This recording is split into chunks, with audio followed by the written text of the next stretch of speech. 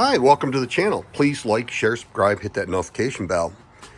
We have two blue thermal pool covers on here.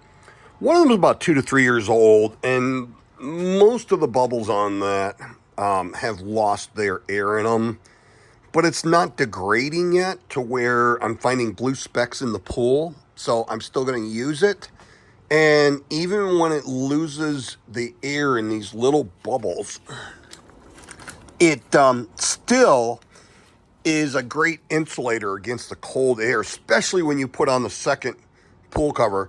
These things are about 130, 140 bucks, but they are doing a wonderful job keeping the heat in the pool.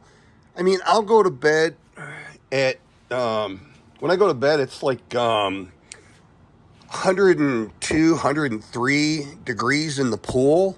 And when I get up in the morning, it's about 98 degrees, maybe 99. So it's not losing that much, even though it was like close to 40, high 40s this morning when I got up. It was really chilly in the backyard. Now, if it says it's going to be 49 degrees, it's about 44 or 45 in my backyard. So I have a lot of vegetation, and it cools down much quicker, and it seems to be much hotter in the summertime too. So it's about a 4 to 5 degree swing more than what they say.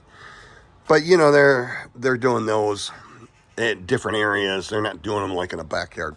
So, but running the pool heater 24 hours a day and the pool pump 24 hours a day, I am keeping my chlorine a little high to keep the algae from growing at 102 degrees, and also keeping my pH 1 bar above where it's ideal to keep any algae growth at all. And as long as I do that, I'm putting in about 2 of the 3-inch pucks a week into my skimmer basket, and with that circulating 24 hours, that's keeping that chlorine and everything. And since we're not getting any dust storms or anything like that, I'm not getting any organic material or anything in there to help create the algae. So it is staying really, really clean. And I use phosphorus. I can't remember. It's something phosphate or phos-free, I think it might be. I bought it on Amazon, and that works really good at keeping the sand in the sand filter and not in your pool. It kind of makes a, I don't know, a clear liner on there that's the sand so that the fine particles can't get through. That's pretty much it. Wonderful day in Phoenix, Arizona, where it was about 102 degrees in the pool today on January 4th, 2026. Never had it that hot before in my pool. Last year, it was around 82 to 86 degrees in the pool. And that's just really kind of cold for us. So we didn't swim that much. But we've been in it 3 times this week already. I mean, it is just, it feels like a hot tub when you're getting into this pool. And it feels like 104, 105 degrees. I mean, it really feels hot. So it's insane. And you know what? We're running it on grid for the last month. For December, it ended up costing us to run our pool pump on 2,000 RPMs, 24 hours a day, and to run our pool heater 24 hours a day, 35,000 BTU.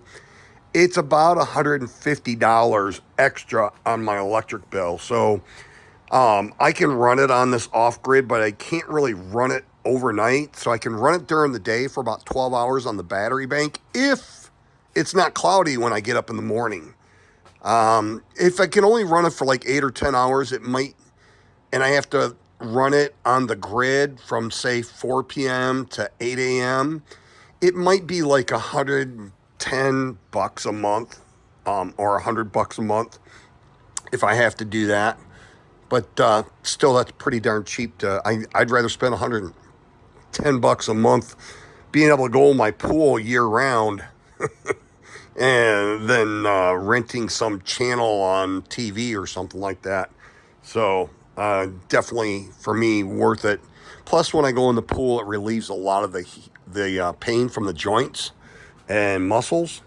So it's worth it just for that. But I'm having a really good experience with these pool heaters, and they seem to be holding up, running 24 hours a day with no problem.